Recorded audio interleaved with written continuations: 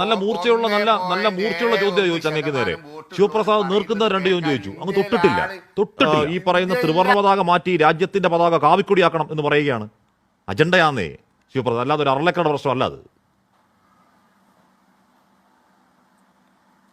അർലേക്കറുടെ പ്രശ്നമല്ല എന്ന് ആദ്യം തിരിച്ചറിയുന്നതും ഈ രാജ്യത്ത് സംഘപരിവാരം അധികാരത്തിലെത്തിയ നാൾ മുതൽ നടത്തിക്കൊണ്ടിരിക്കുന്ന ഈ കാവ്യവൽക്കരണത്തിനെതിരായി നഖശികാന്തമുള്ള എതിർപ്പും പ്രതിഷേധവും രാജ്യത്താകെ സംഘടിപ്പിച്ചുകൊണ്ടിരിക്കുന്നു ഇടതുപക്ഷമാണ്. ഇപ്പോൾ ഈ ചാനൽ ചർച്ചയിൽ BJP പ്രതിനിധിയായി പങ്കെടുക്കുന്ന ആൾ എത്ര അവജ്ഞയോടും പുച്ഛത്തോടും കൂടിയാണ് ഈ ചാനൽ ചർച്ചയിൽ പങ്കെടുക്കുന്നത് എന്ന് നമ്മൾ ഉൾപ്പെടെ എല്ലാവരും കണ്ടുകൊണ്ടിരിക്കുകയാണ്. സത്യത്തിൽ ഇതേ അവജ്ഞയും പുച്ഛവുമാണ് രാജ്യത്തിൻ്റെ ഭരണഘടനയോടും രാജ്യത്തിൻ്റെ പതാകയോടും രാജ്യത്തിൻ്റെ ഭരണഘടന നിഷ്കർഷിക്കുന്ന അടിസ്ഥാന മൂല്യങ്ങളോടും ഈ BJPക്കാർക്കും RSSകാർക്കും ഉള്ളത് എന്ന് നാം തിരിച്ചറിയുകയാണ്. അവരുടെ മനസ്സിലുള്ള അവരുടെ മനസ്സിലുള്ള അഹങ്കാരം അവരുടെ വാക്കുകളിലൂടെ പുറത്തു വരികയാണ്. ഞാൻ അതിലേക്ക് കൂടുതൽ കടക്കാനേ ആഗ്രഹിക്കുന്നു. നിങ്ങളുടെ ചോദ്യത്തിലേക്ക് നേരിട്ട് വരികയാണ്. ആർലേക്കർ രാജ്യത്തിൻ്റെ പ്രധാനപ്പെട്ട ഒരു ഭരണഘടനാ സ്ഥാനം വഹിക്കുന്ന ആളാണ്.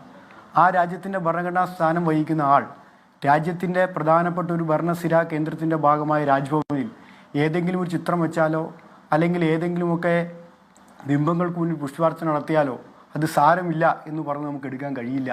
അങ്ങനെ ഒരു പ്രയോഗമേ നമുക്ക് നടത്താൻ കഴിയില്ല. കാരണം ഇത്തരം ചെറിയ ചെറിയ സിംബലൈസേഷനാണ് രാജ്യത്തെമ്പാടുമുള്ള മാസ് മൊബിലൈസേഷനായി RSS മാറ്റിക്കൊണ്ടിരിക്കുന്നത്.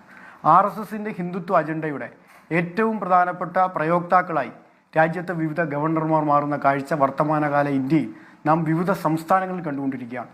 കേരളത്തിലേക്ക് അർലേക്കർ വന്ന സമയത്ത് തന്നെ കൃത്യമായ നിരീക്ഷണം SFI ഉൾപ്പെടെയുള്ള കേരളത്തിലെ പുരോഗമന വിദ്യാർത്ഥി സംഘടനകളും പുരോഗമന സംഘടനകളാകെയും നടത്തിയതാണ്.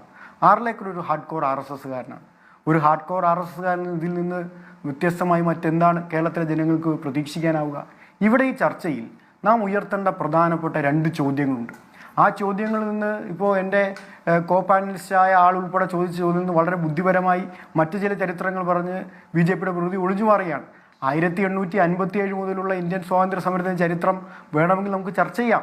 ചരിത്രമാണല്ലോ പറയുന്നത്. ചരിത്രം പറഞ്ഞ് ചോദ്യങ്ങളിൽ നിന്ന് ഒഴിഞ്ഞു മാറുകയാണല്ലോ. 1857 മുതലുള്ള ഇന്ത്യൻ സ്വാതന്ത്ര്യ സമര ചരിത്രം BJP പ്രതിനിധി നമുക്ക് ചർച്ച ചെയ്യാം. പക്ഷേ അങ്ങനെ ചർച്ച ചെയ്യുമ്പോൾ ഒരു പ്രശ്നമുണ്ട്.